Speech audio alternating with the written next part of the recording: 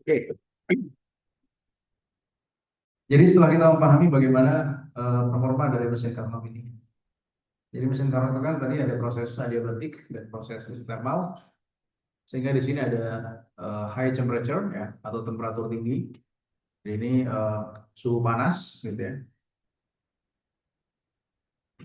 Sedangkan bagian sini adalah suhu yang dingin, TL atau TC ya. Nah, di sini ada kerja atau W, sehingga nanti bisa kita dapatkan efisiensi dari mesin Carnot ini ya. Nah, tadi efisiensinya apa? Persamaannya E sama dengan 1 min QC per QH ya. QC ini bisa juga QL di sini ya. Jadi QL itu artinya low temperature atau temperatur rendah ya. Atau kalau saya tadi menuliskannya QC atau cold. Nah, jadi sama saja. Sehingga di sini bisa kita buat misalkan di sini adalah QL ya. Jadi ini sebanding dengan TL dibanding dengan TH ya. Jadi efisiensi dari mesin Carnot ini merupakan kerja yang terjadi dibagi dengan IH-nya. Ya. Sehingga kita bisa dapatkan persamaan seperti ini ya. Ya, pada dasarnya perfect engine ini merupakan mesin yang dalam tanda kutip ideal gitu ya. Jadi panas yang diberikan oleh reservoir panas itu 100% diubah menjadi usaha ya. Diubah menjadi usaha 100%. Cuman realitanya tidak seperti itu ya. Sehingga ada QL di sini. Ada panas yang hilang ya. Jadi ada panas yang diserap, kemudian ada usaha yang dilakukan serta ada panas yang hilang ya. Jadi elemen dari mesin yang ideal ini mengubah panas pada temperatur tinggi itu 100% menjadi usaha atau kerja ya. Sehingga efisiensinya jadi 100%. Namun kenyataannya tidak bisa untuk menghasilkan mesin seperti itu ya. Nah, kemudian refrigerators dan real engines ini ya, ini merupakan bentuk mesin Carnot atau mesin panas dengan arah yang berkebalikan ya. Jadi realitanya seperti ini ya. Ada usaha yang dilakukan dari luar sehingga ada usaha ada panas yang diserap ya. Kemudian ada usaha kemudian muncul TH ya, ada panas yang hilang gitu. Jadi ini untuk kasus full cast ataupun real engines gitu ya. Nah, berikutnya kita bahas dulu berkaitan dengan entropi ya. Apa itu besaran yang disebut sebagai entropi ya. Jadi entropi ini pada dasarnya merupakan eh, keadaan ya. Kita perlu memahami di sini ada keadaan reversible dan irreversible Mbak ya. Jadi kalau keadaan reversible itu dia bisa kembali ke kondisi awal, tapi kalau irreversible maka dia tidak bisa kembali ke posisi semula ya. Jadi ada besaran yang disebut sebagai entropi ini yang menyebabkan mana ya bagaimana sifat perubahan kalor terhadap temperatur ya.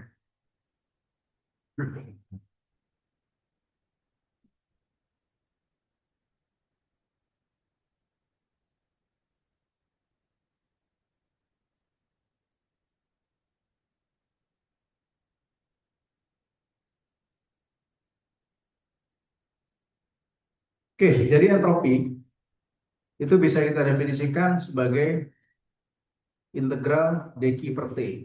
Jadi entropi akhir dikurangi dengan entropi awal. Kita bisa nyatakan perubahan entropinya, change in entropy. Ya. Jadi Q itu merupakan energi yang ditransfer, yaitu energi panas dari sistem selama proses tersebut ya. Sementara T-nya adalah suhu atau temperatur dari sistem tersebut. Sehingga subscribes F dan I ini merepresentasikan keadaan akhir dan keadaan awal. Ya. Delta S sama dengan SF min SI integral inisial sampai final dq per T. Ya. Jadi entropi ini mungkin bisa kita nyatakan seperti ini ya. Kita bisa buat entropi ya. Entropi ini adalah S tadi ya. Jadi entropi ds itu sama dengan dq dibagi T. Ya. Sehingga kalau kita ingin dapatkan delta S-nya, itu kan berarti kita nyatakan entropi akhir dikurangi entropi awal. Ya. Jadi delta S-nya adalah integral dari inisial sampai final dari dq per T. Ya. Q-nya itu kalor, T-nya adalah temperatur. Ya. Jadi ini menyatakan keadaan awal ya, keadaan awal, sementara F-nya menyatakan keadaan akhir, keadaan akhir ya. Jadi Q-nya ini adalah kalor dan T-nya temperatur atau suhu ya.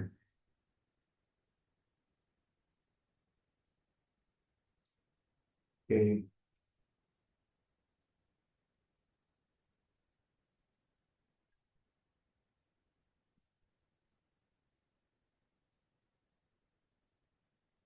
Nah, tadi kita sudah mempelajari mesin Carnot ya.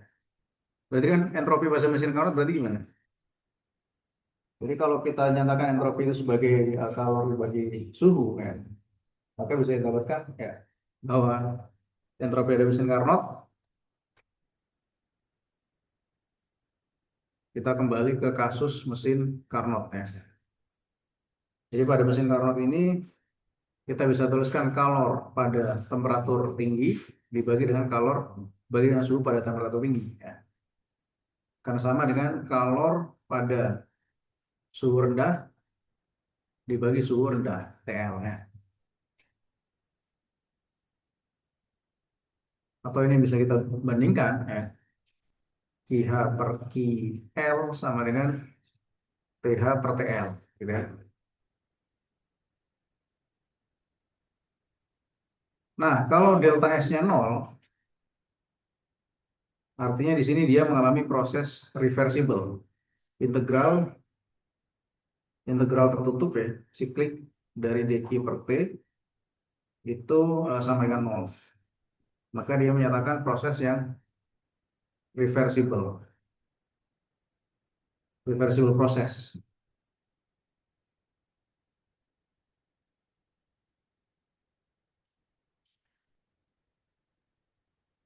Nah, artinya reversible proses berarti apa?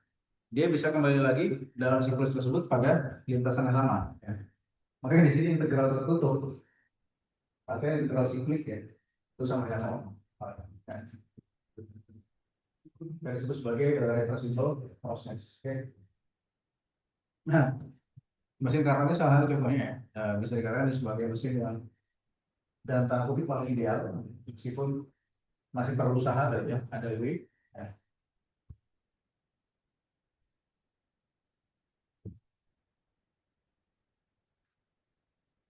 Kemudian yang berikutnya adalah proses kuasi statik. Jadi eh, proses kuasi statik itu terjadi pada gas ideal. Ya. Jadi ada persamaan kuasi statik.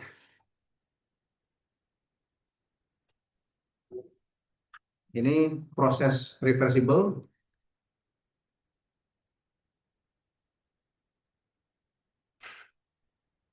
pada gas ideal. Oke.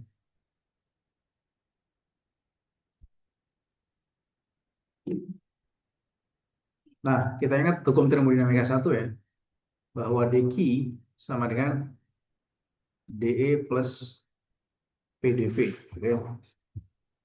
Jadi di sini internal energinya,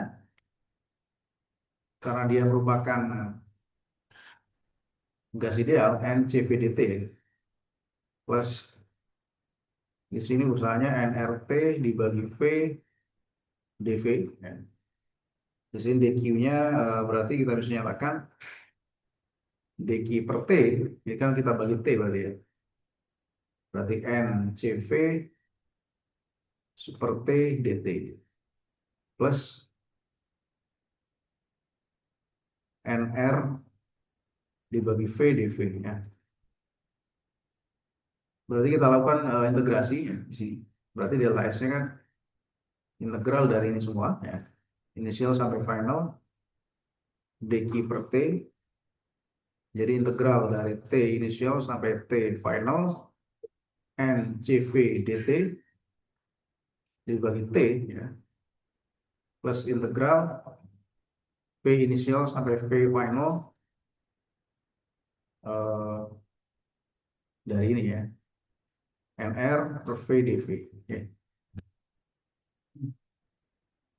Nah, artinya apa? Di sini kan I sampai F ini keadaan awal sampai keadaan akhir, ya. Integral seperti dt kan jadinya adalah ln T F dibagi TI, gitu, ya.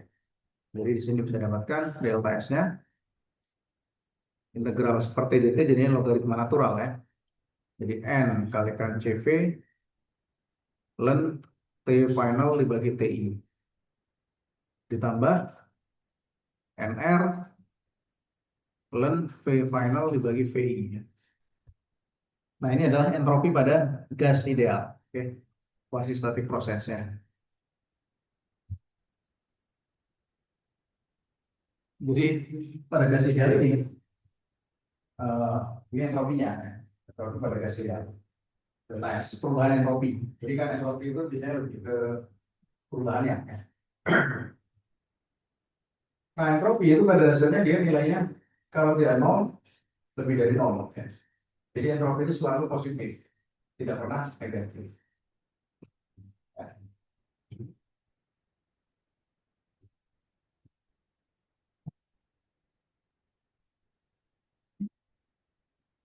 Oke,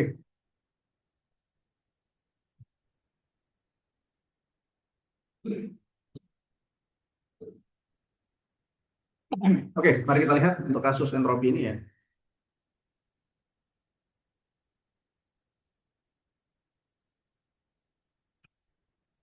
Di contoh,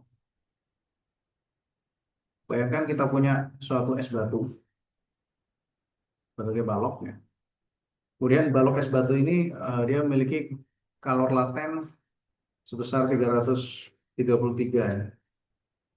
Atau 3,33 kali 10 pangkat 5 Joule per Kelvin. Oke. Katakanlah misalkan masanya adalah 1 kilogram, ya. Terus melting pointnya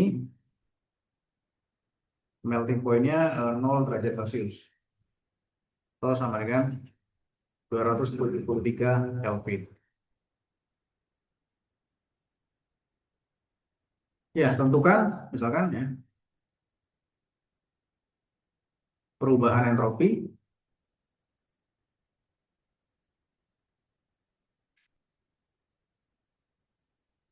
dari es batu ini, ya, es yang mencair. Jadi masanya 1 kilogram, terus L-nya 3,33 10 pangkat 5, ya. Sehingga bisa kita tentukan delta S-nya itu adalah integral dq dibagi T, ya. Jadi kita ambil T-nya di sini T melting, Tm, ini disebut sebagai melting point, gitu, ya, atau melting temperature.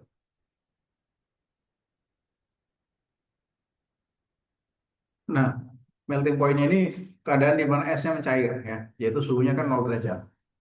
Jadi dari dari es menjadi air, ya.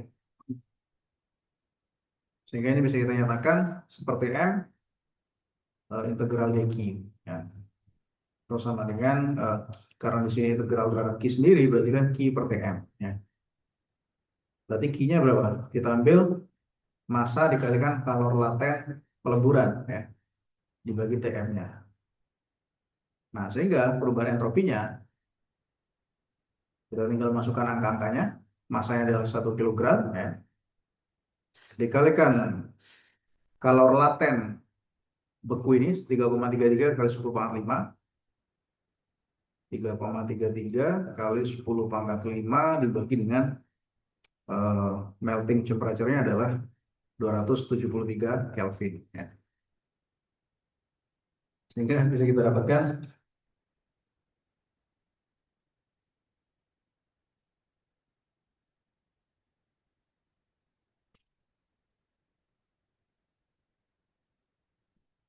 Ya, nilai dari ini ya. 3,33 dibagi dengan 273 kali dengan 10 pangkat 5. Oke.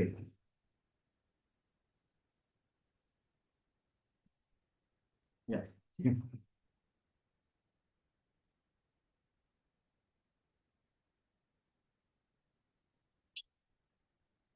Jadi ini sekitar 0,012 ya. Kali 10 pangkat 5. Joule per Kelvin ya.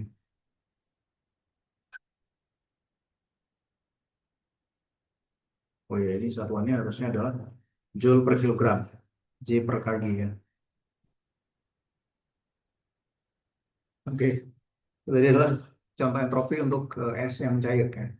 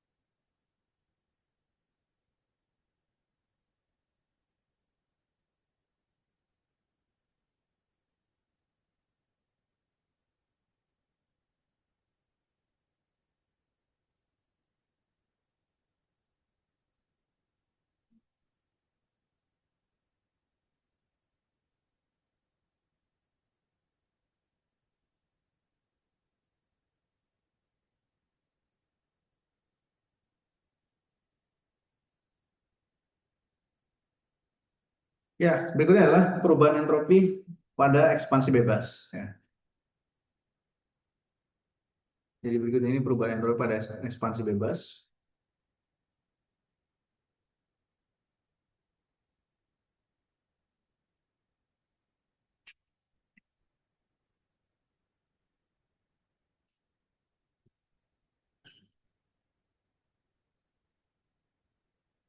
Oke, jadi bayangkan, jadi pada ekspansi bebas ini keadaan isotermal ya.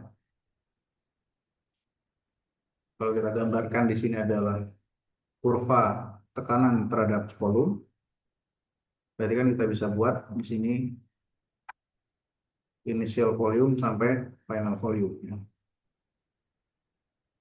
P final, P initial. Oke.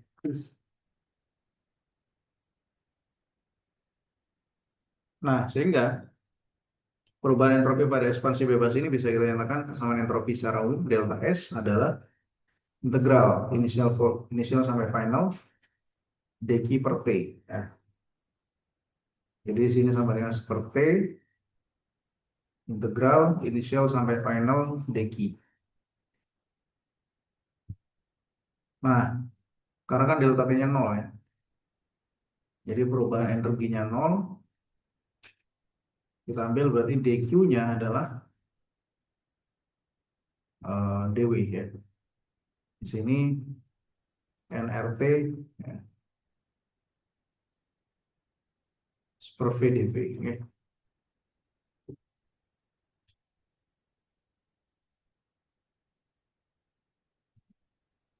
Nah, sehingga dq-nya ini berarti kita bisa dapatkan Q-nya ya.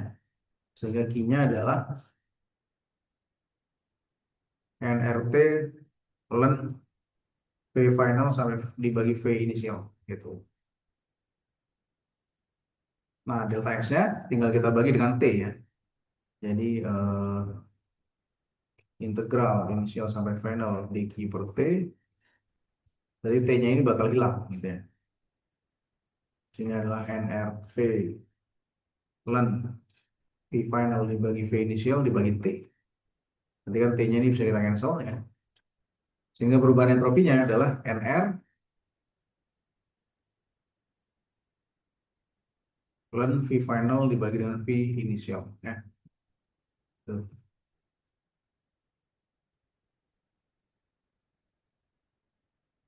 Nah, N-nya itu adalah molnya ya. Ada berapa mol, kemudian R-nya ini konstanta gas ideal,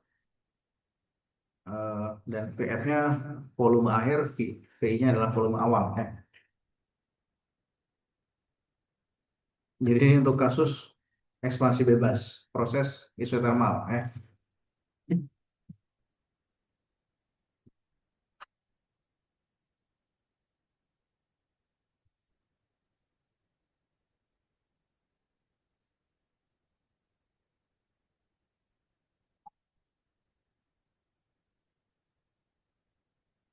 Jadi contoh kasusnya, misalkan saya memiliki suatu gas ideal, ya.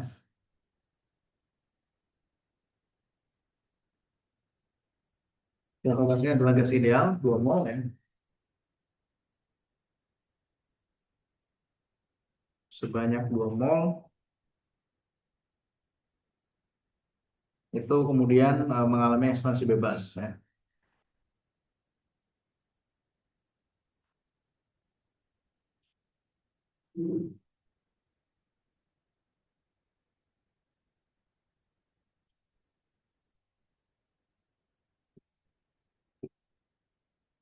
Sehingga volume akhirnya adalah 3 kali dari volume awal. Ya. Nah, kemudian hitung berapa perubahan entropinya. Ya.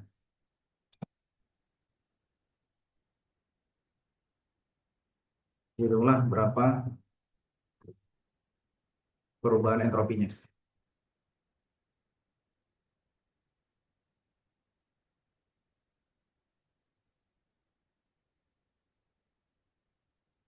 Oke, jadi untuk kasus ini ya, kita bisa buat bahwa perubahan entropi yang terjadi delta S yaitu sama dengan NR ln V final dibagi V inisial. Jadi kan karena gasnya 2 mol, berarti kita masukkan N-nya 2 gitu ya. Nah, dikali R, R-nya itu adalah konstanta gas 8,31 ya.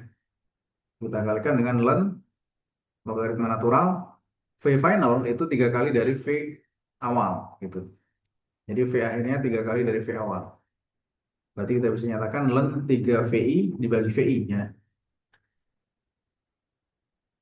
Sehingga VI-nya ini bisa kita coret ya. Berarti ln 3. Nah, tinggal kita hitung 2 kali 8,31 kali dengan ln 3 ya. Ini nilainya 18,3 Joule per Kelvin gitu. Jadi nilainya ini sama dengan 18,3 Joule per Kelvin. Oke, gitu ya.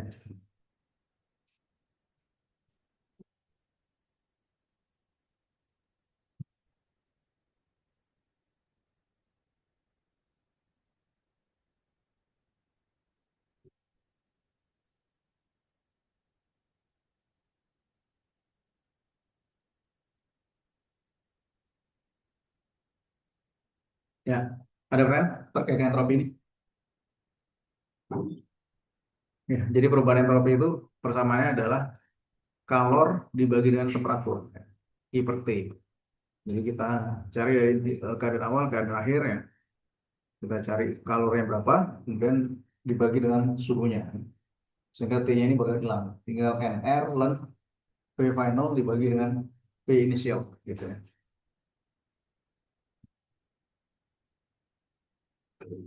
Oke, berikutnya proses perubahan entropi pada kasus kalorimetrik ya.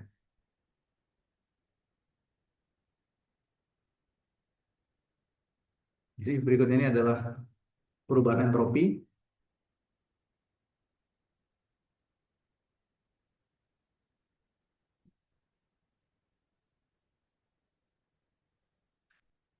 pada proses kalorimetrik.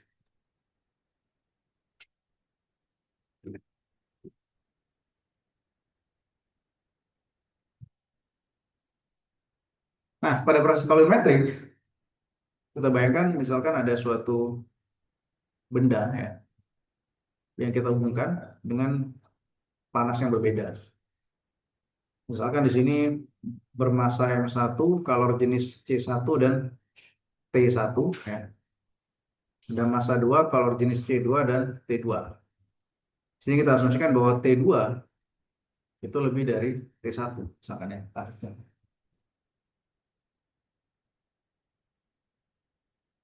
Jadi kalor yang dingin, dingin itu kan yang T1 ya, itu akan sama dengan kalor panas gitu kan. Kalor yang dilepas sama dengan kalor yang diserap ya. Asas Black ya kan. Jadi dari asas Black ini bisa kita buat bahwa ada perubahan suhu ya. Suhu timbangannya itu kita nyatakan sebagai T final misalnya. Jadi yang T1 ini akan naik suhunya ya. Suhu naik, sementara T2 itu suhunya akan turun ya. Jadi bisa dikatakan di sini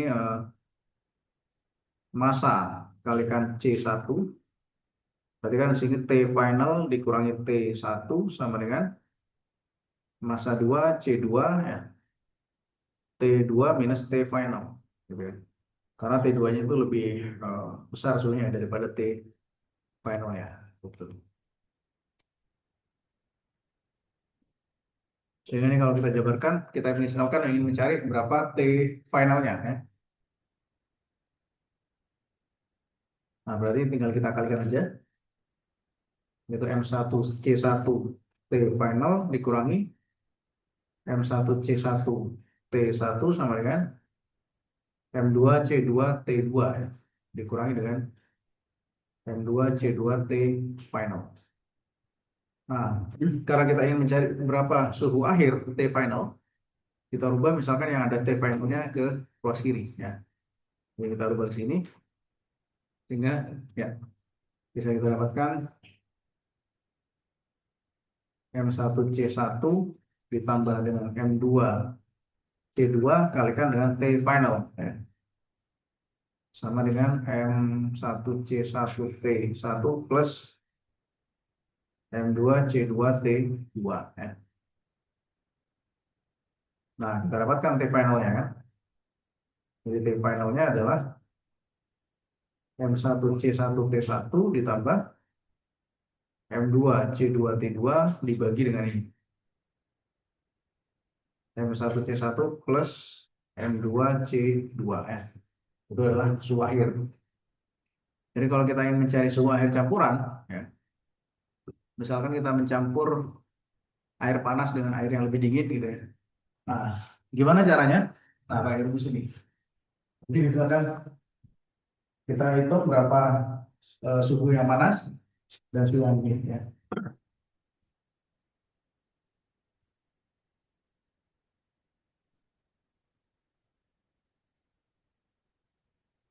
Oke, jadi pencampuran ini ya proses mixing ya. Misalkan kita punya air apa ya misalkan ya, eh, bikin es teh misalkan ya. Kan kalau bikin es teh itu kalau kita langsung dari air dingin itu susah ya, larut gulanya gitu. Ya. Jadi caranya adalah kita kasih air panas dulu. Ya. Jadi tehnya kemudian kita kasih air panas, ya, pertama M1, T1, T1 ya.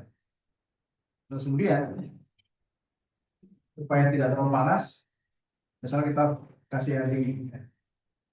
Jadi kita tuang air dingin di sini, karena di sini M2, C2, T2 ya. Nanti kita bisa hitung berapa suhu campurannya. Nah, caranya seperti ini. Jadi berapa fraksi yang panas ya dan berapa fraksi yang dingin itu kita bagi dengan total masanya. Jadi kan kalau misalkan dia jenisnya sama, misalkan air dengan air gitu ya, berarti kan C-nya sama. Tapi kalau ternyata jenisnya beda, berarti C-nya beda. Misalkan apa yang beda? Kita mencampur madu dengan teh misalkan, berarti kan C-nya beda, ya. Karena jenis lautannya berbeda. Frekuensinya beda. Tapi kalau sama-sama air, nah tinggal kita frekuensinya. Nanti tinggal kita masukkan massa dan temperaturnya dibagi dengan masanya. Ini eh, secara umum persamaan ini kita kenal sebagai rule of mixture, ya. Aturan pencampuran. Jadi aturan pencampurannya mungkin akan banyak sekali aplikasinya, ya. Di aplikasi sederhananya tadi, kalau kita mencampur air dengan air panas, air dingin, gitu ya, ataupun larutan satu dengan larutan dua dengan suhunya berbeda. Rule of mixture, ya. Aturan pencampuran.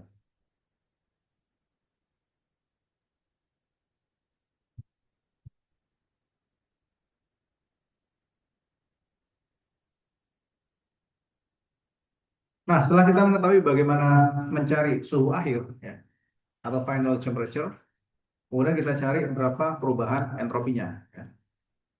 Jadi dari sini bisa kita buat perubahan entropi yang terjadi delta S, gitu ya. Itu adalah integral keadaan satu, gitu ya.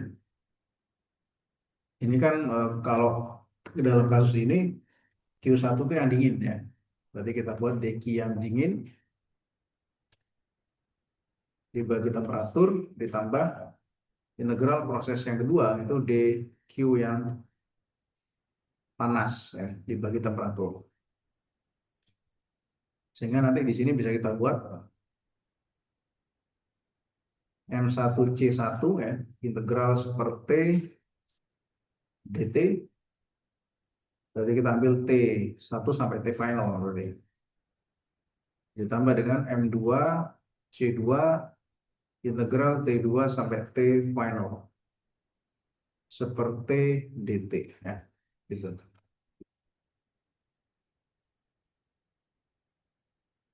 Nah, karena di sini T2-nya lebih besar daripada T final, maka ini bakalan negatif ini. Proses ini bakalan bernilai negatif, ya. Sehingga supaya positif dia dibalik.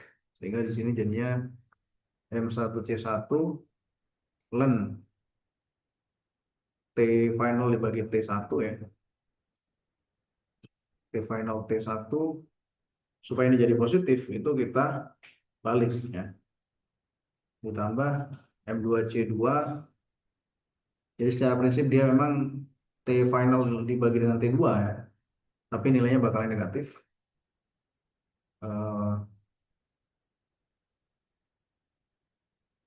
Sehingga di sini kita buat berarti ln T2 dibagi T final, ya.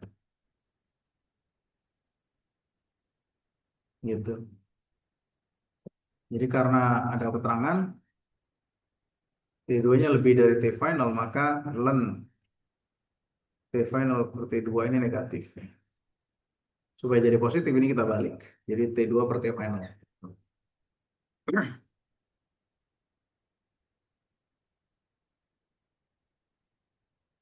Nah, sebagai contohnya, kalau kita mencampurkan airnya. Jadi bayangkan kita punya suatu air dalam wadah.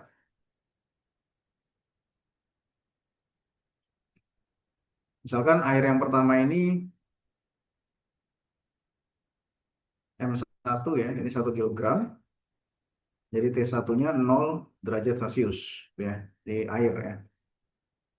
Terus kemudian kita juga punya air lain di sini yang lebih panas. Jadi kita bisa buat misalkan M2-nya juga sama, ya, 1 kilogram. T2-nya ini adalah 100 derajat Celcius, gitu. Nah, ini kan lebih panas. Nah, kita campur, ya, karena kan kebetulan di sini masanya sama. Jadi kalau masanya sama, kita campurkan air yang dingin ini dengan air yang panas, maka suhu campuran itu adalah tengah-tengahnya, yaitu 50 derajat Celcius. Jadi bayangkan air 1 kilogram yang suhunya 0 derajat Celcius dengan air yang panas, suhunya 100 derajat Celcius, ya, masanya sama, 1 kilogram. Terus kita mixing, kita campur, sehingga nanti suhu campurannya adalah 50, ya, suhu air. Atau ini suhu campuran, ya, suhu campuran. Nah, kemudian kita diminta untuk menentukan berapakah perubahan entropi yang terjadi. Ya. Berarti dengan mencampurkan air ini kita bisa hitung delta S-nya ya. 0 derajat dengan 100 derajat. Berarti dari sini kita bisa nyatakan bahwa delta S gitu ya, itu kan yang dingin dan yang panas. Tadi adalah M1C1 Len T final per T1 ditambah dengan M2C2 Len T2 per TF gitu ya. Berarti ini bisa kita gabungkan ya, karena kan M1-nya sama dengan M2, sama dengan M. Dan kalor jenis air itu juga sama ya, kita ambil C. Sehingga di sini bisa kita buat delta S-nya MC Len T final per T1 ditambah MC Len T2 per T final ya. Nah, ini kan bisa kita gabungkan ya. M kali C Len T final per T1 ditambah Len T2 per T final. Ya kan kalau sifat logaritma ini kan kalau ditambah berarti dikali ya. Jadi cara ini kita kalikan. Jadi MC jadi Len TF per T1 kalikan dengan T2 per TF ya. Sehingga ini bisa kita cancel TF-nya. Logaritma natural dari T2 per T1 ya. Sehingga bisa kita dapatkan perubahan entropinya adalah ini. M kali C Len T2 per T1 ya. Nah, masanya tadi adalah 1 kg. Kalor jenis air 4183 ya, atau 86 ya. Kalikan Len T2-nya tadi kan 100 ya. Nah, kita mesti ingat bahwa ini harus kita rubah ke Kelvin ya. Jadi 0 derajat ini kan dia setara dengan 273 Kelvin, yang ini adalah 373 Kelvin. Berarti kita ambil suhunya itu 373 dibagi 273 ya. 373 per 273. Oke, berarti berapa? Nah, tinggal hitung dari sini ya. Dapat perubahan entropinya adalah itu sekitar 102 ya. 102 Joule per Kelvin. Jadi 102 Joule per Kelvin. Itu adalah perubahan entropi untuk mencampurkan air 1 kg ya pada 0 derajat Celcius dengan air 1 kg dengan suhu 100 derajat Celcius ya.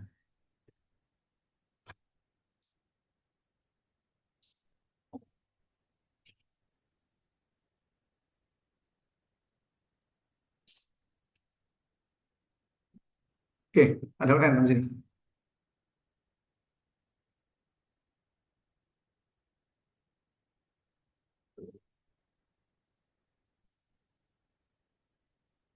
Ya.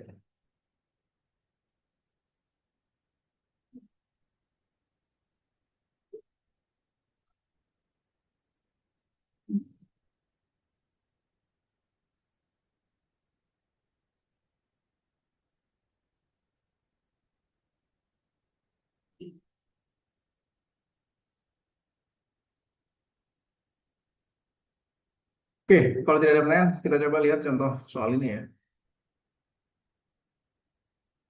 Ya, jadi soal ini adalah soal UAS semester lalu. Suatu pembangkit listrik tenaga uap bekerja dengan efisiensi aktual sebesar 35% dan pembangkit ini menyerap panas sebesar 3.600 kilojoule dari reservoir suhu tinggi pada 800 Kelvin dan membuang sisa energi ke lingkungan pada suhu 300 Kelvin ya. Nah, hitung efisiensi dari pembangkit tersebut berdasarkan siklus Carnot. Oke, jadi dengan demikian kita bisa buat bahwa efisiensi dari mesin adalah 1 dikurangi dengan TC per TH ya, atau temperatur dingin dibagi dengan temperatur panas. Nah, di sini temperatur dinginnya kan 300 Kelvin ya. Ini adalah 300 Kelvin temperatur dingin, sementara temperatur panasnya adalah 800 Kelvin. Sehingga bisa kita dapatkan efisiensi dari mesin Carnot ini adalah 1 minus 300 per 800 ya. Jadi 1 min 3 per 8 itu adalah 5 per 8 ya. Atau sekitar 0,625. Nah, dengan kata lain, efisiensi dari mesin Carnot ini itu adalah 62,5%. Ya. Itu mesin Carnotnya ya. Oke. Nah, tapi di sini ada istilahnya efisiensi aktual ya. Jadi selain efisiensi dari mesin Carnot, di sini ada efisiensi aktualnya yaitu 35%. Ya. Sehingga dengan demikian kita bisa dapatkan untuk menjawab soal yang B, itu jumlah energi yang dibuang ke lingkungan oleh sistem dalam kondisi aktual. Sehingga bisa kita dapatkan untuk yang B ini berarti kita dapatkan usahanya ya. W. Jadi efisiensi aktual gitu ya. E aktual ini kita kalikan dengan kalor yang masuk ya. Berarti dengan KiH. Nah, kalor yang masuk kan di sini adalah 3.600 kilojoule. Berarti KiH-nya ini. Berarti di sini dapatkan 0,35 ya. Kalikan dengan 3.600. Yaitu nilainya adalah 1.260 kilojoule. Jadi 1.260 kilojoule. Nah, karena kita sudah dapatkan usahanya ya. Berarti kan kalau mesin Carnot tadi prosesnya gini ya, dari mesin panas gitu ya,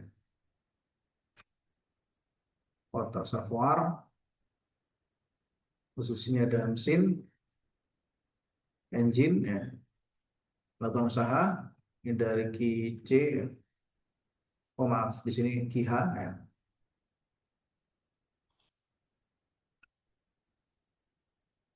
Di sini Ki C-nya adalah full reservoir ya.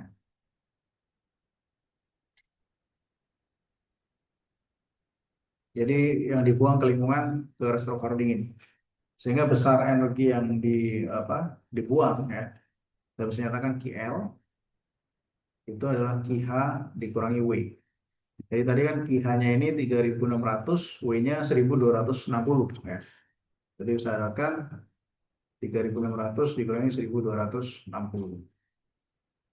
Nah, itu nilainya adalah 2.340 ya. 2.340 joule. Oke, ada pertanyaan itu. Bagaimana untuk menentukan energi yang dibuang ke lingkungan ya. Karena kan tadi mesin Carnot ini, kalau kita ingat kembali,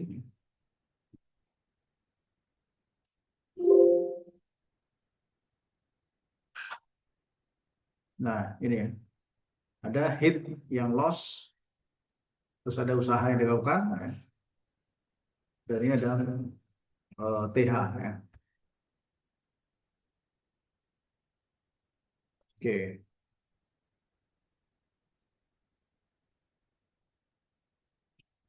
Nah, kemudian itu perubahan entropi total sistem dan lingkungan dalam satu siklus. Serta simpulkan apakah proses tersebut reversible atau irreversible ya. Jadi entropi tadi kan ada dua kemungkinan. Kalau tidak nol berarti lebih dari nol ya.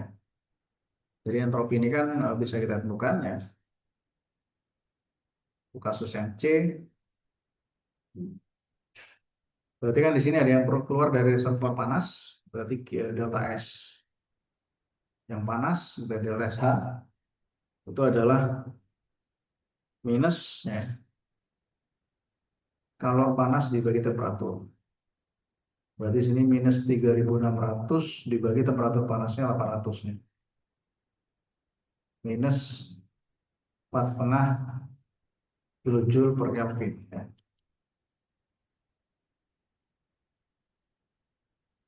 Sedangkan yang dingin, ya, sebenarnya tanpa minus pun juga sebenarnya nggak masalah ya. Kalau eh, kita asumsikan 4,5 kali ya.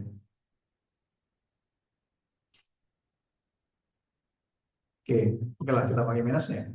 Terus entropi yang lingkungan, delta S yang dingin, minus Q C dibagi T. Ya. Di sini adalah 2.340 dibagi 300 Kelvin tadi. Itu minus 7,8 kilojoule per Kelvin. Sehingga delta S-nya totalnya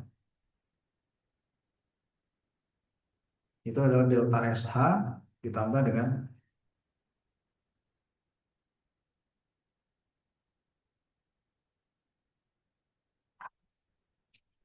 min ya sini.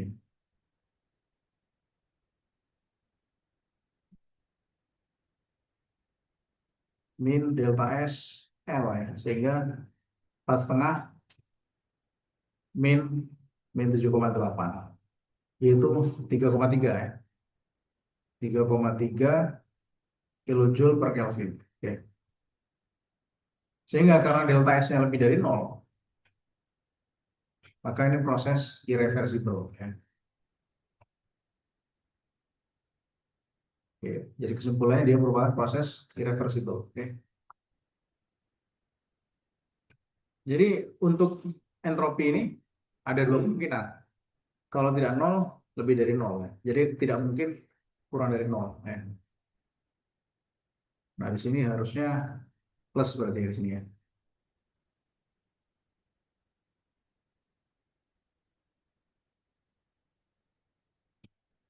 Itu di sini kita ganti plus saja ya.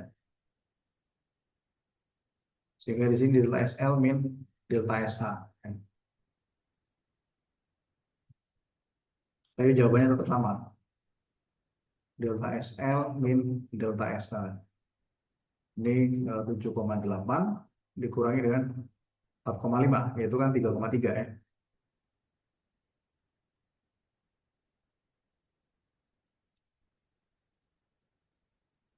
3,3 kilojoule per Kelvin. Ya. Bisa ya di sini ya.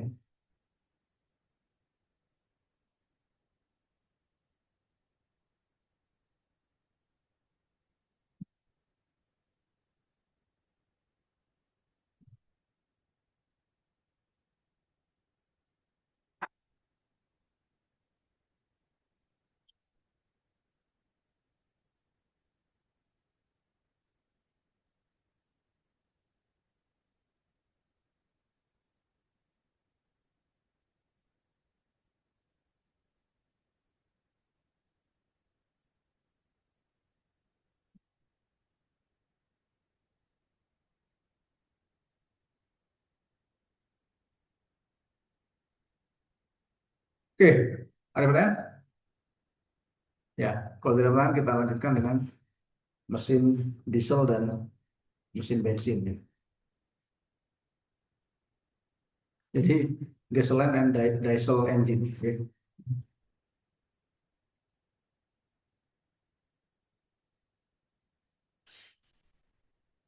Jadi mesin diesel dan gasolin. Ya, jadi bisa kita gambarkan untuk kasus mesin ini ya. Di sini diagram pressure volumenya. Nah, di sini ada keadaan isothermal, oh, maaf, isovolume ya. Jadi di sini ini proses adiabatis.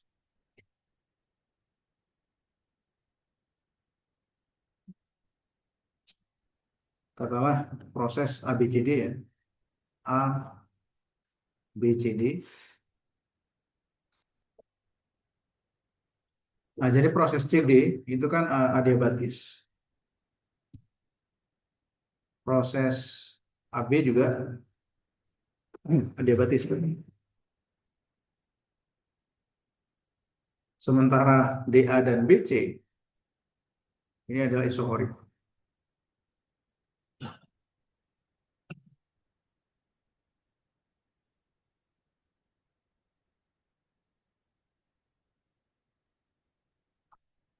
Sehingga dengan demikian nanti bisa ditentukan ya. Di sini ada kalor panas, IH, ya, dan KL. Kalor dengan suhu yang lebih rendah ya.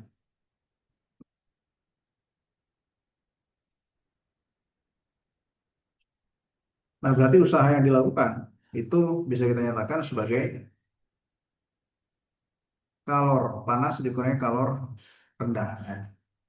Jadi kalor panasnya ini kan dia NCV ya. Berarti sini T pada C dikurangi T pada B. Sementara kalor yang dingin itu adalah NCV T pada D dikurangi T pada A ya. TD min TA.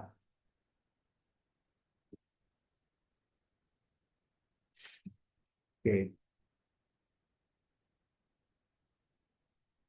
Sehingga untuk mencari efisiensi dari mesin ini ya, kita kan bisa dapatkan efisiensi mesin pada dasarnya rumusnya sama ya. Efisiensi itu adalah kerja yang dilakukan dibagi dengan kalor pada temperatur tinggi. Sehingga di sini bisa kita nyalakan sebagai 1 min KL ya atau KC.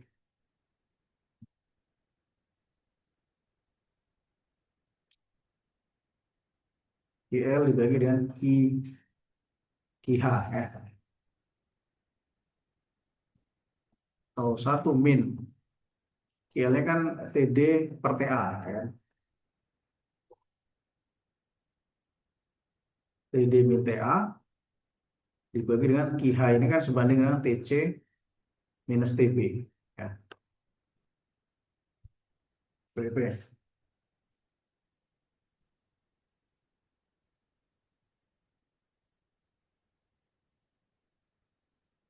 Ya, kita ingat pada prosesnya adiabatis, TV pangkat gamma min 1 itu kan konstan ya. Jadi pada proses adiabatis bahwa T kali V pangkat gamma min 1 itu adalah konstan. Sehingga dengan demikian kita bisa nyatakan ya, untuk eh, kasus ini A ke B itu kan kompresi adiabatis ya. Jadi proses dari A ke B ya. A ke B ini prosesnya kompresi ya, adiabatis. Gitu ya. Berarti dengan demikian bisa kita nyatakan TA, PA pangkat gamma min 1 sama dengan TB, VB pangkat gamma min 1. Nah, dari C ke D juga sama, ya, adiabatis. Dari TC, VC, gamma min 1 sama dengan TD, VD, gamma min 1. Ya. Ya.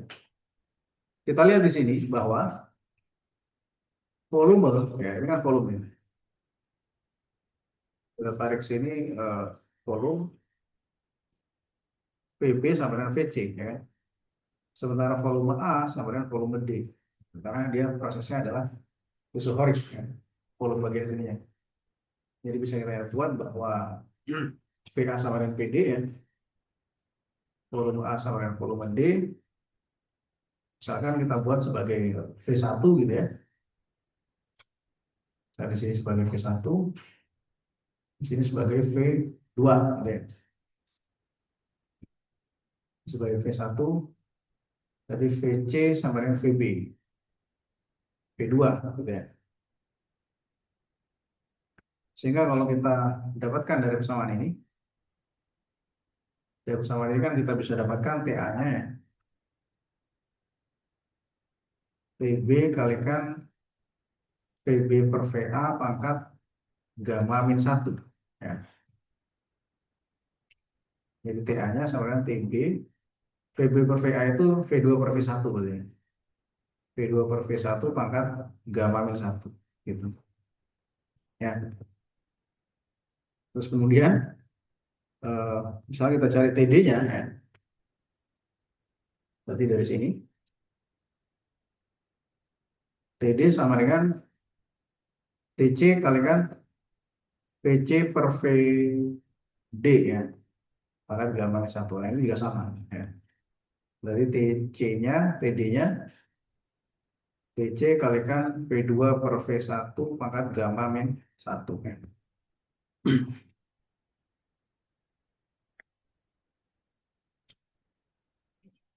Oke, sehingga kalau kita kembali ke persamaan efisiensi yang ini tadi ya,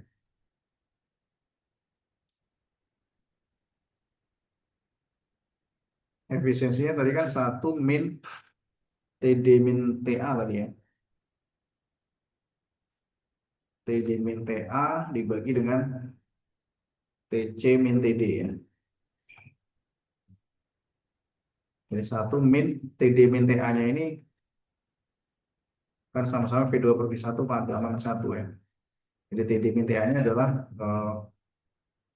TC ya, min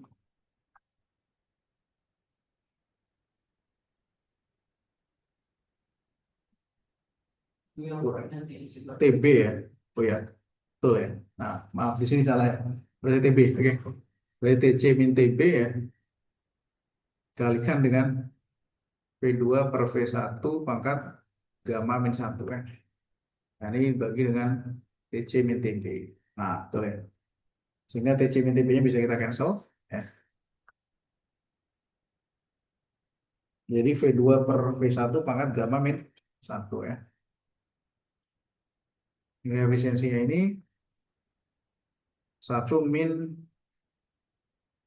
V2 per V1 pangkat gamma min 1 ya. Nah, karena V1-nya itu lebih besar daripada V2, ini kita bisa balik. Jadi bagian ini saya tahu juga semua ini ya. 1 min seper V1 per V2 pangkat gamma min 1 ya. Oke.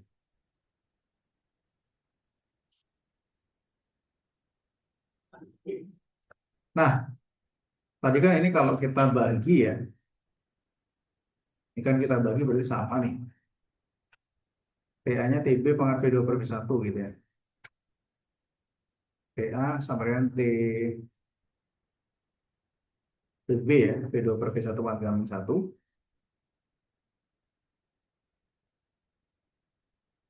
Dibagi dengan ini sama dengan TD gitu ya. DC kalikan V2 per V1 pangkat gamma min 1 ya. Nah, berarti kan ini bisa kita coret. Sehingga TA banding TD itu sama dengan TB per TC ya. Atau TA banding TB sama dengan TD banding TC ya. Nah, sehingga efisiensi dari mesin ini bisa kita katakan sebagai 1 min TA per TB tadi ya. Itu sama aja dengan 1 min TD per TC. Nah, gitu ya. Oke. Ya, itu adalah untuk mesin Otto ya.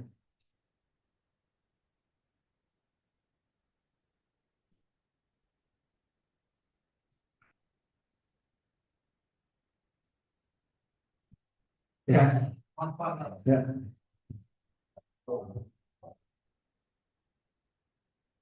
Oke, ada pertanyaan sampai sini? Oke. Ya, jadi itu tadi terkait dengan mesin diesel ya. Jadi mesin diesel ini berbeda dengan mesin Carnot. Ya. Kalau mesin Carnot kan tadi ada isotermal, adiabatis, ya. Isotermal, adiabatis. Nah, ini adalah adiabatis, isohorik, adiabatis dan isohorik lagi ya. Itu kasus mesin diesel dan mesin bensin ya.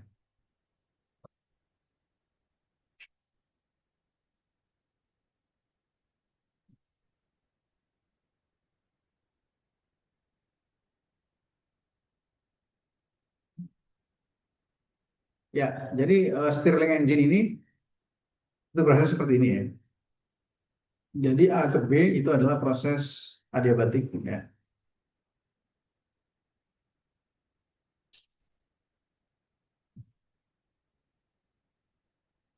Jadi kita asumsikan sebagai gas ideal.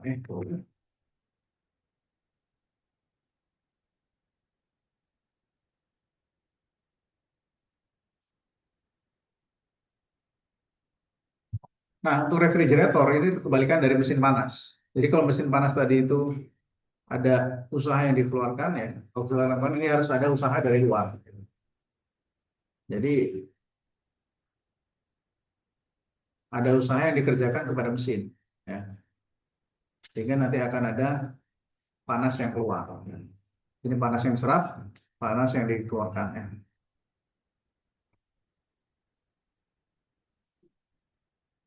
Nah, sehingga dalam mesin ataupun kulkas ini itu ada istilahnya KC, ya, Coefficient of Performance. Jadi refrigerator atau kulkas itu kebalikannya, kebalikan dari mesin panas kerjanya. Jadi mesin panas yang bekerja dalam keadaan reverse. Oke.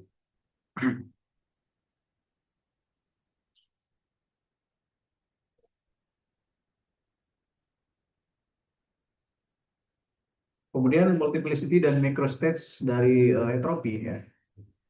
Entropi ini sebenarnya bisa dinyatakan sebagai W ya. W-nya n faktorial dibagi dengan n1 n2 faktorial gitu.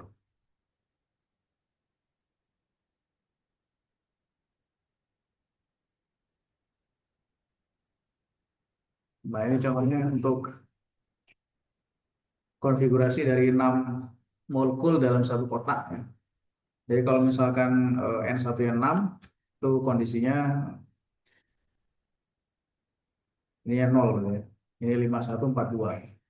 Jadi kita bisa hitung faktorial ya. Jadi W ini adalah multiplicity tadi ya.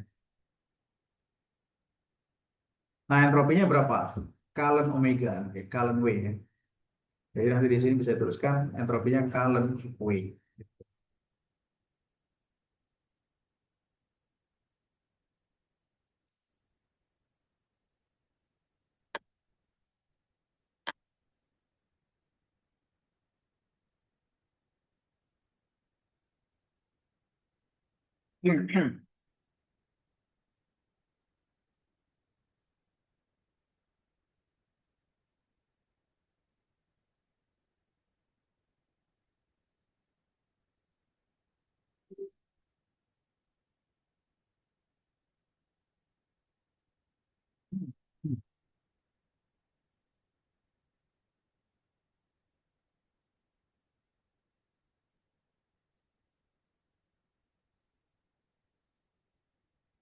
Oke, apakah entropi ini bisa terjadi apa? Kan tadi secara mikroskopik ya.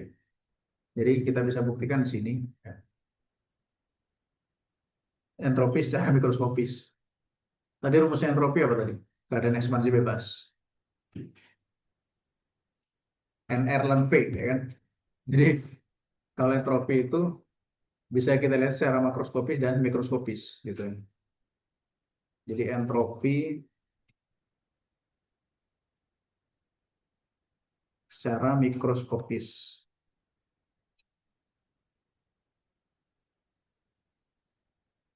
Jadi ada istilahnya W itu disebut sebagai multiplicity ya. Itu bisa kita dapatkan W-nya itu n faktorial dibagi n1 faktorial n2 faktorial. Nah, bayangkan ya,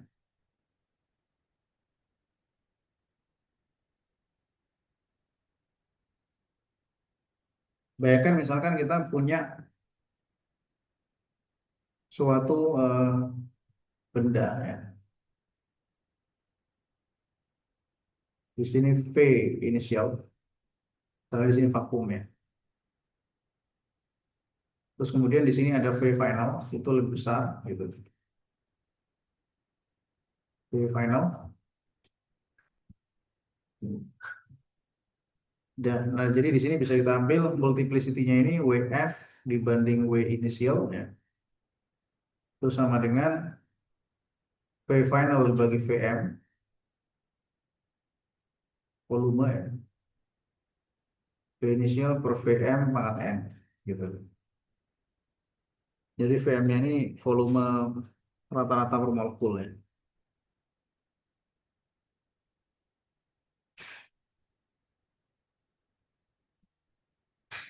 Oke.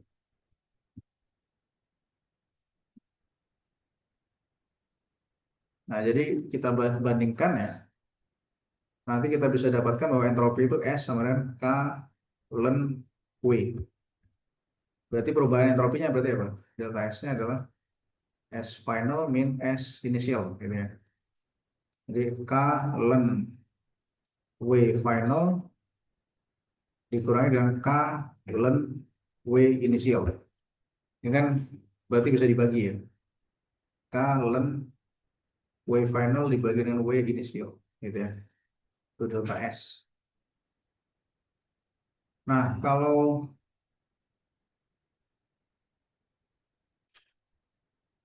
entropi dari untuk ekspansi bebas, ini kan volumenya berubah ya. Tadi kita dapatkan bahwa entropi ekspansi bebas itu delta S-nya adalah NR terus ln V final dibagi V inisial gitu ya. Nah, ini berarti kita samakan. Karena tadi kan WF per WI itu sama dengan ini ya.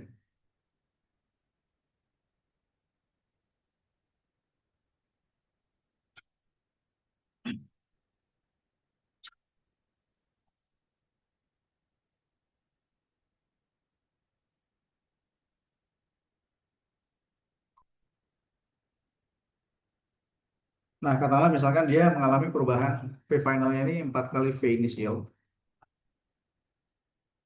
Berarti di sini bisa kita hitung perubahan entropinya pakai rumus yang biasa ya. NR ln 4 VI dibagi VI ya. Berarti kan NR dikalikan dengan 4 ya. Itu jelas ya. Misalkan ya. Kita asumsikan misalkan N-nya 1 mol. Berarti berapa? Delta S-nya. R ln 4 ya. Oke. Kita dapatkan R-nya seperti ini ya. S, delta S-nya.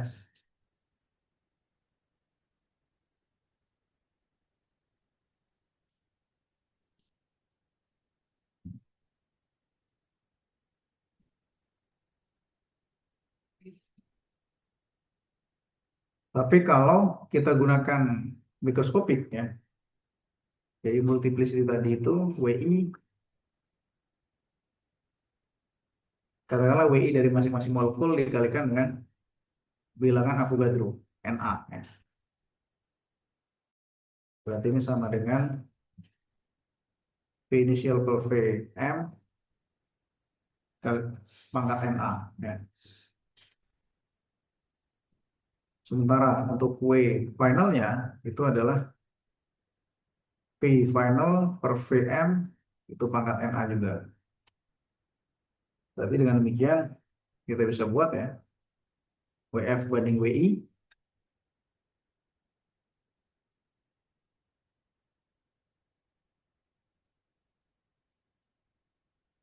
VF dibagi VI pangkat Na ya.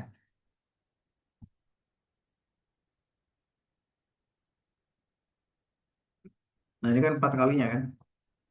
4 VI dibagi VI pangkat Na. Berarti 4 Na ya. 4 pangkat Na.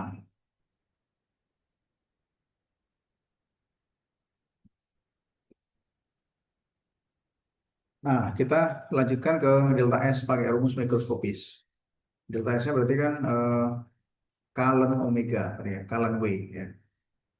Jadi K ln WF per WI. WF per WI-nya itu 4 pangkat NA ya. K ln 4 pangkat NA.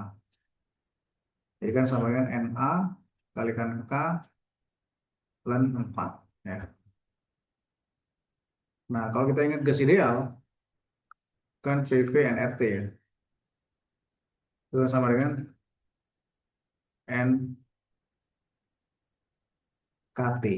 ya.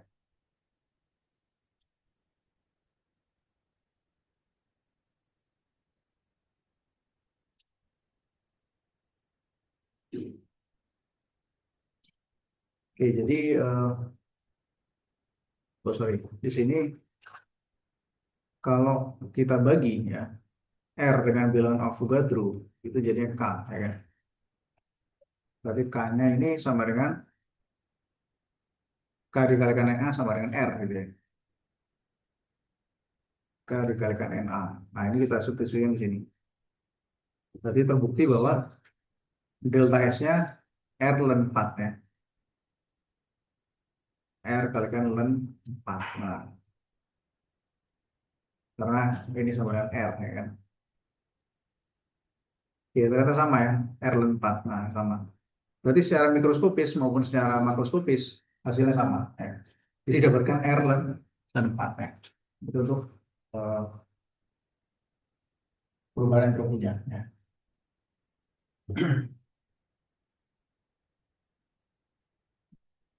Oke, ada pertanyaan terkait entropi secara mikroskopis ini? Jadi, apa? Itu soalnya ya. Oke, jadi contoh soalnya mungkin tadi ya, yang perubahan volume tadi gitu. Tapi memang ini agak mikroskopis ya. Jadi bisa kita lihat di sini. Nah, misalkan ada molekul satu ada 6, keadaan satu ya, keadaan 2 nol. Jadi multiplicity-nya bisa kita dapatkan seperti ini ya.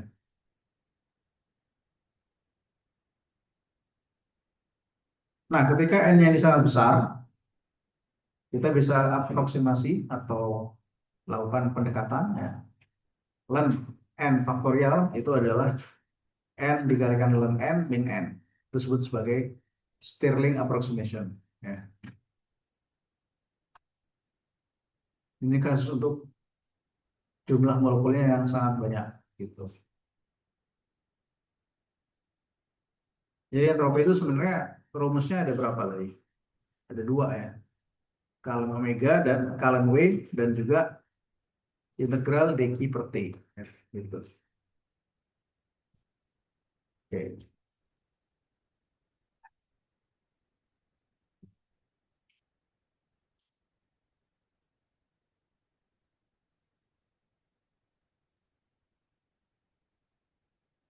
Jadi statistical view itu artinya pendekatan statistik untuk entropi. Jadi karena molekulnya banyak ya, gitu. Tapi ternyata tadi kasusnya kan kalau kita kasih contoh gas ideal, ya, misalkan dia mengalami ekspansi, di sini V finalnya ini tadi kita ambil 4 kali VI, gitu ya.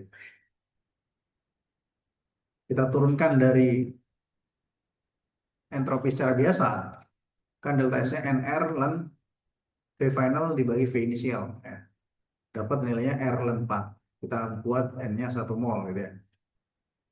Nah, persamaan ini ternyata hasilnya sama ya. R ln 4 juga.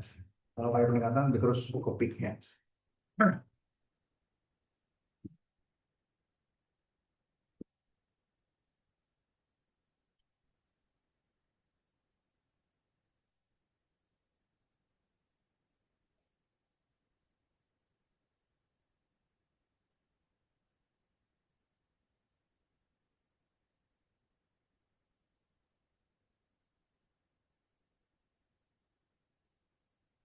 Ya, mungkin latihan soal yang ini ya.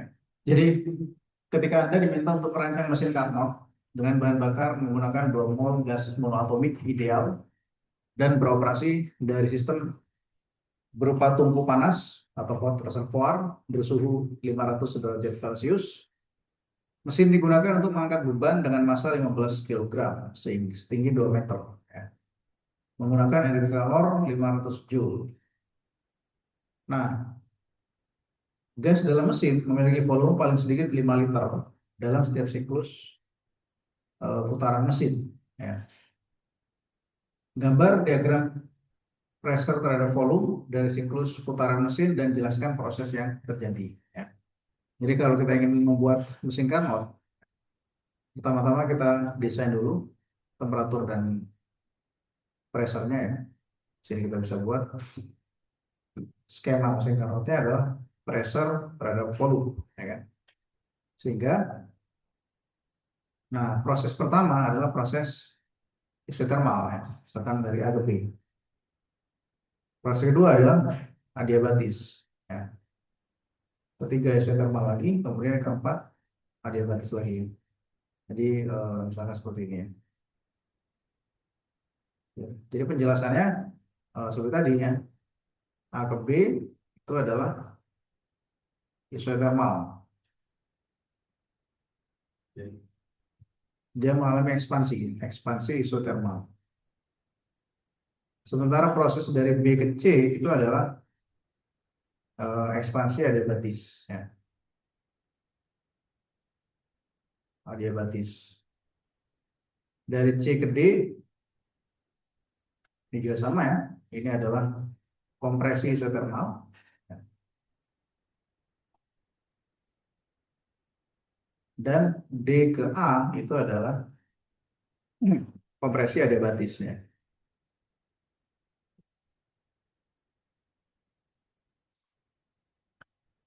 Oke, jadi penjelasannya adalah seperti ini ya.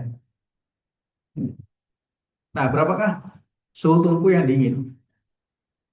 Berarti kita mesti mencari usaha yang dilakukan, ya kan?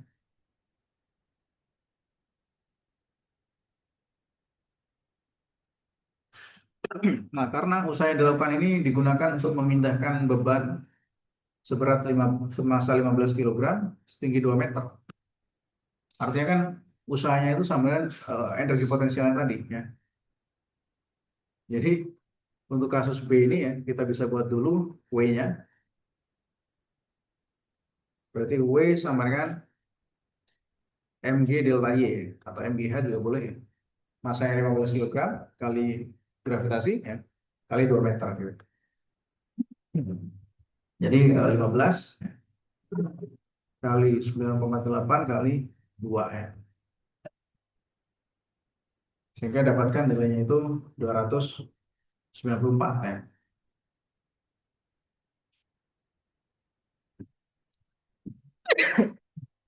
Ya, kemudian hitung berapa suhunya. Nah, coba hitung dulu ya, berapa suhu full reservoirnya. Ya.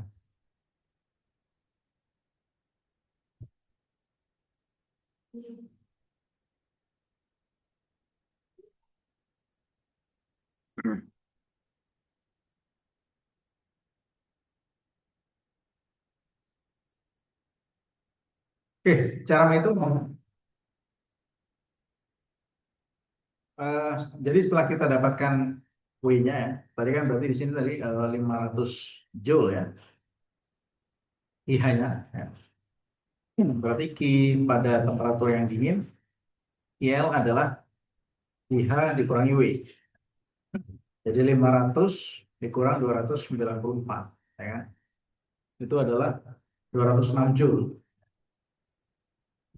Sehingga bisa kita lakukan efisiensi, ya kan? 1 min KL per KH sama dengan 1 min TL per TH, ya kan? Nah, sehingga di sini satunya bisa kita coret ya. KL per KH sama dengan TL per PH, ya.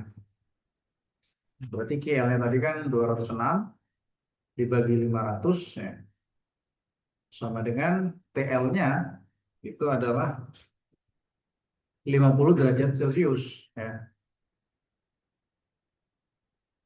Oh maaf, 500 derajat Celcius ya kan. Jadi 500 derajat Celcius itu berapa Kelvin? Tambah 273 ya kan. TH-nya. Berarti kan 773 ya kan. Jadi berarti 773 TL ya.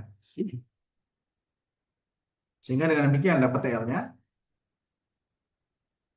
773 dikalikan 206 per 500. Ya, dapat temperatur dinginnya. Jadi temperatur dinginnya adalah 318 Kelvin.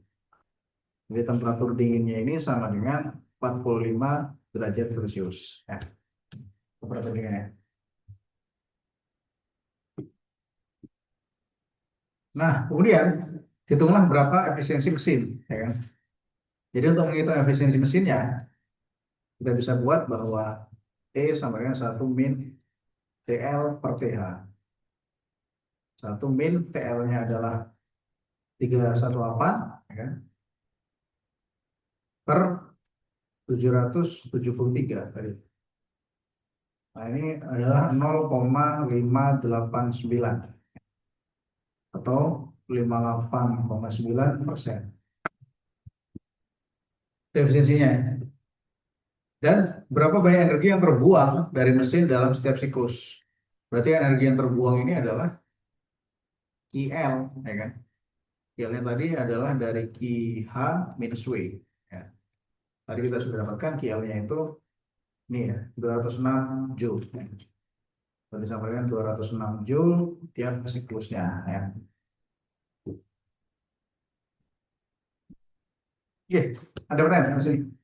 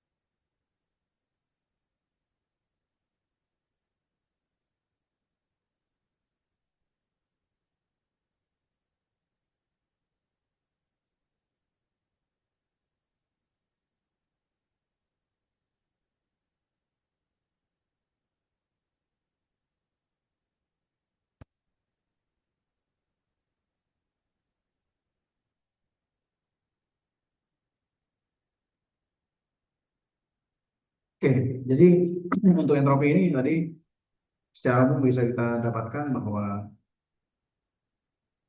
perubahan entropi adalah entropi akhir kurang entropi awal gitu ya.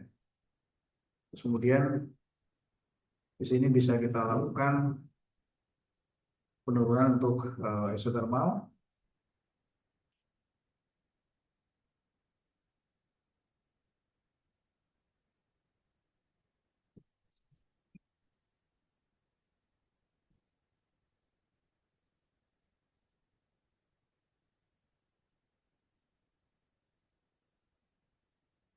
ya.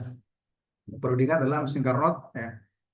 Kemudian proses pencarian efisiensi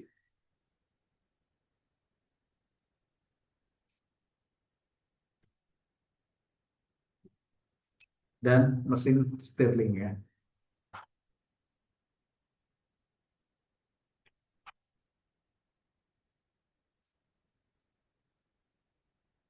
Oke, serta aspek mikroskopis dari entropi ya.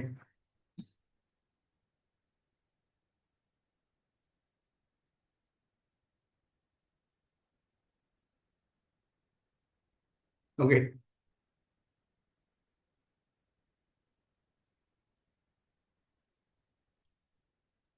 ya mungkin seperti itu ya untuk entropinya ya. Dan ini juga nanti akan menjadi bahan untuk ujian akhir ya. Ya, jadi ujian akhir seperti yang sudah saya umumkan, kita akan lakukan di tanggal 20 Desember. Jadi silakan dipersiapkan aja untuk ujian akhir semesternya. Dan pekan depan kita masih ada pertemuan sekali lagi. Ya, ya mungkin untuk pekan depan kita buat latihan-latihan soal dan eh, bagi yang belum ikut kuis ya, mungkin kita buat di pekan depan. Ya. Pagi kalau bisa mungkin. Ya. Bisa ya kalau pagi. Yang belum ikut kuis siapa aja di sini?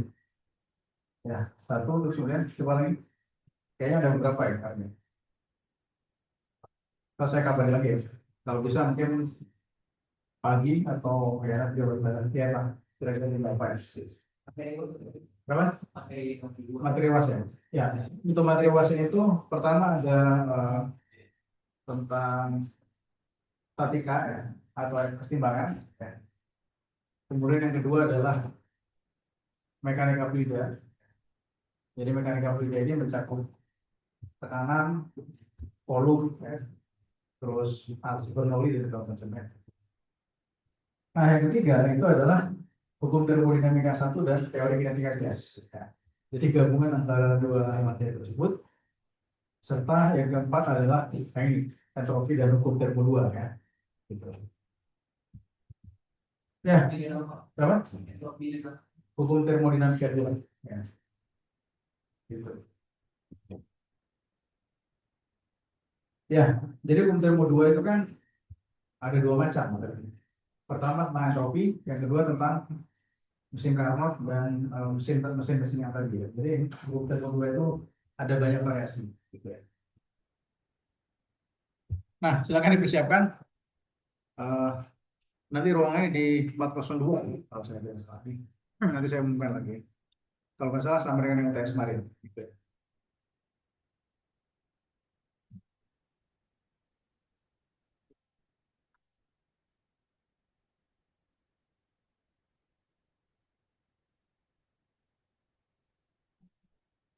Ya, mungkin bukan depan kita latihan soal ya untuk UAS.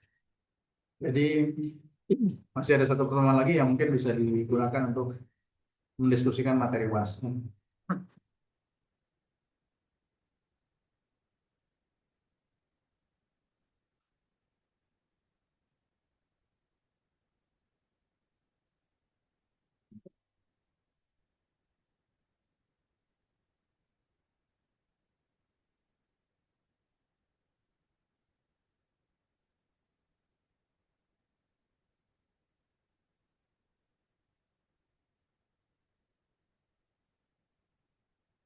Oke, kalau tidak pertanyaan, mungkin itu dulu dari saya. Sampai jumpa kembali pekan depan. Berada yang maaf. Selamat malam. Assalamualaikum warahmatullahi wabarakatuh.